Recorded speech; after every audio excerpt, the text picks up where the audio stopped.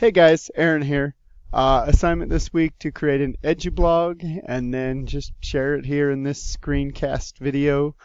I found it interesting creating the Edublog. I don't know why I expected it to be any different, but it's pretty much like any other blog. It seemed very similar to a blog spot that I had years and years ago before I moved on to more school-directed and UEN-based websites. Anyway, let's take a look at it. So here is my Edublog. You can see I kind of took some time to edit. It looks like I still need to go in here and change whatever this sample page thing is. I don't know.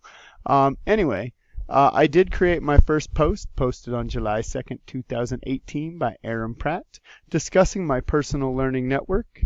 I'm not going to go too far into it. I'm not going to read it word for word. If you would like to, then you go to aaronpratt.edublogs.org and it will show you your way through it. Into the mind of a teacher.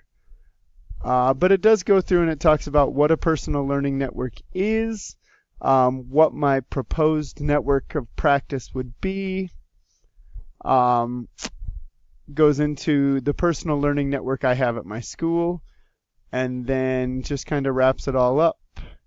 I think personal learning networks are super important because nobody can do it alone, and the wheel has already been invented, so we might as well not have to recreate it.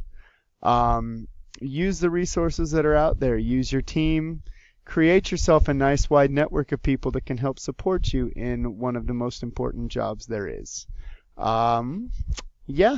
Thanks for watching, and please to enjoy.